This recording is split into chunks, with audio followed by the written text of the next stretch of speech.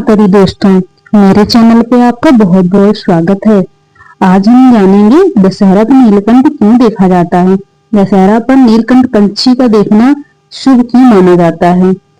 मान्यता है कि श्री राम ने रावण वध से पहले इस नीलकंठ का दर्शन किए थे, इसीलिए नीलकंठ को देखना शुभ माना जाता है। नीलकंठ तुम नीले रहियो, दूध भात का भजन कहियो, हमारी बात राम से कहियो। यह लोकित तो उत्तर भारत में काफी चलन में है। हालांकि आप समझ ही गए होंगे कि ये लोकांतिक नीलकंठ पक्षी के लिए कही गई है। यह पक्षी भगवान शिव के रूप की तरह पूजा जाता है। दशहरा के दिन इस पक्षी यानी नीलकंठ को देखना बेहद शुभ माना जाता है। यही नहीं, लोग नीलकंठ को देखने के लिए सुबह से ही आसमान की ओर टकटकी लगा रखे हैं।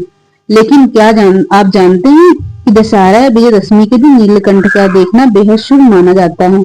नीलकंठ को देखने का धार्मिक महत्व क्या है, दशहरा पर नीलकंठ दिख जाए तो क्या होगा, इस बार दशहरा कब है, आइए जानते हैं इस बारे में। देश भर में दशहरा पर्व धूमधाम से मनाया जाता है।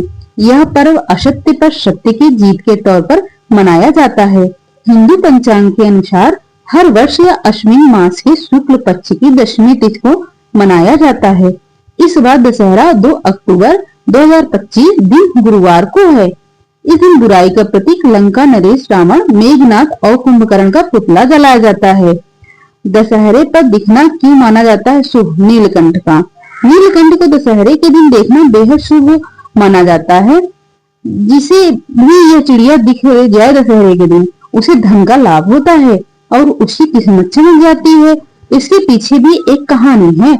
दरअसल भगवान राम ने नीलकंठ पक्षी को देखने के बाद ही रावण का वध किया था, जिसे दशहरा के रूप में मनाया जाता है। इस वजह से चिड़िया के गुड लक का प्रतीक भी मानते हैं। धार्मिक मान्यता के अनुसार दशहरा पर नीलकंठ पक्षी को देखना श्री राम के लंका पर विजय प्राप्त करने से संबंधित है। मान्यता है कि जब भगवान श्री राम लंकापति रावण का वध करने के लिए जा रहे थे, तो उससे पहले समी के पेड़ की पूजा की और पत्तों को छूकर आशीर्वाद प्राप्त किया। फिर राम जी ने नीलकंठ पक्षी के दर्शन किए।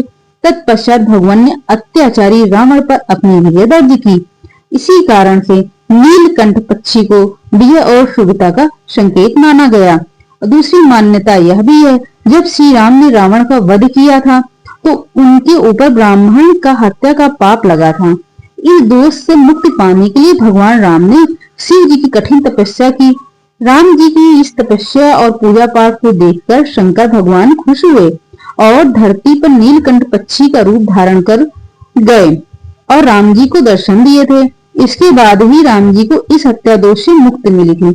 इसी कारण से दशहरे के दिन नीलकंठ पक्षी का दर्शन शुभ माना जाने लगा। नीलकंठ को कैसे मिला शिव जी का नाम। पक्षी का नाम नीलकंठ भगवान शिव के नाम पर पड़ा है। समुद्र मंथन के दौरान जब विष से बाहर कलश निकला तो भगवान शिव ने दुनिया को बचाने के लिए उसे पी लिया। उसके बाद उनका गला नीला पड़ गया। इस कारण से उन्हें नीलकंठ कहा जाने लगा। नीला रंग होने के कारण इस पक्षी को भी भगवान शिव का ही रूप माना जाता है। यही वजह है कि इसे भारत में नीलकंठ के नाम से पुकारते हैं। अगर आपको मेरी जानकारी अच्छी लगी हो तो लाइक, शेयर, कमेंट करना ना भूलिएगा दोस्तों। जय माता दी।